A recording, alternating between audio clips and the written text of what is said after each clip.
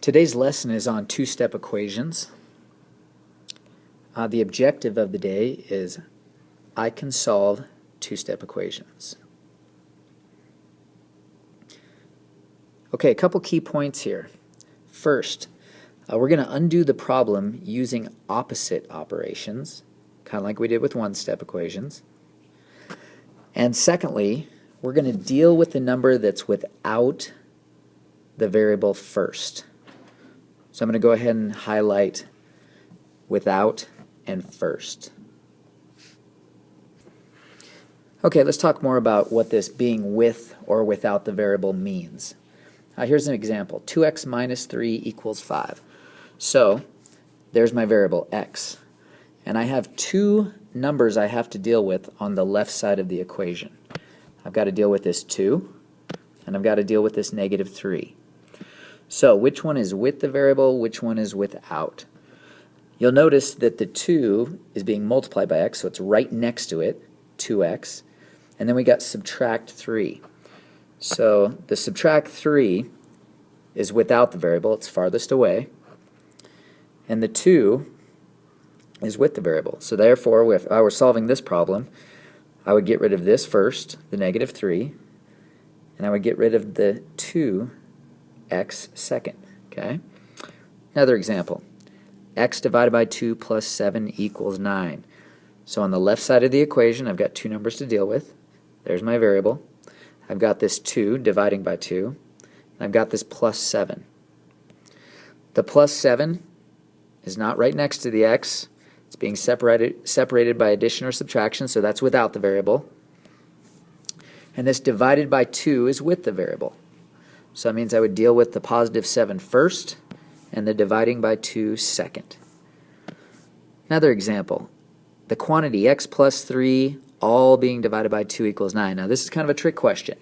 I've got two numbers to deal with on the left here. There's my variable x. I've got this positive 3. This time this is with the variable because it's on top of a big fraction. Anytime you see a huge fraction, or I say a big fat fraction like this, I always deal with that fraction first. So up above I've got this plus 3 and it's on top, so it's with the variable. The 2 is without the variable. So I would deal with the 2, the dividing by 2 first, and I'd deal with the adding 3 second. Okay, let's get into some examples. Example number 1, 10x minus 6 equals 14. So first I have to determine what's with the variable, what's without the variable. There's my variable x. This negative 6, or subtracting 6, is without the variable. The 10 times x is with the variable. So I'm going to deal with the negative 6 first, or subtract 6, and I'm going to deal with the 10 times x second. Okay, so I'm going to rewrite the problem. 10x minus 6 equals 14. So I'm going to draw a magic line that goes through my equation. Okay, we don't often do this, but we have to know that it exists. This distinguishes between my left side of the equation and the right side of the equation. Step 1, how do I get rid of subtracting 6? What's the opposite operation of subtraction? And the opposite of subtracting 6 is adding 6. If I do it on the left side of the equation, then I must do it on the right side of the equation. Cancels out over there. My new equation is 10x equals 20. Step 2. What's the opposite operation of 10 times x? And the opposite operation of multiplication is division. If I do something on the left side of the equation, I must do it on the right. Now you'll notice 10 divided by 10 is actually 1. And that's what I want, 1x. But we never put the 1 there, we just know it exists. And my final answer, 20 divided by 10, is 2. Okay, example number 2. K divided by 5 minus 8 equals negative 10. Now again, what's with the variable, what's without the variable? The subtracting 8 is without, so I'm going to deal with this first. This dividing by 5 is with. I'm going to deal with this second. And one thing I always say, if I see a very small division line, I deal with that last. If I see a big fat division line, I deal with that first. So I see a very small division, k divided by 5, I'm going to deal with that secondly. So let's erase that. Step 1. The opposite of subtracting 8 is adding 8. I do that to both sides. I'm going to draw a line here. My new equation is k divided by 5 equals -2. Step 2. The opposite of dividing by 5 is multiplying by 5. You'll notice if I do it on the left side of the imaginary yellow line, I have to do it on the right side. Now you'll notice I always write it up above, 5 times k, because I physically want to see it cross out. Because 5 divided by 5 is 1k, which is what I want.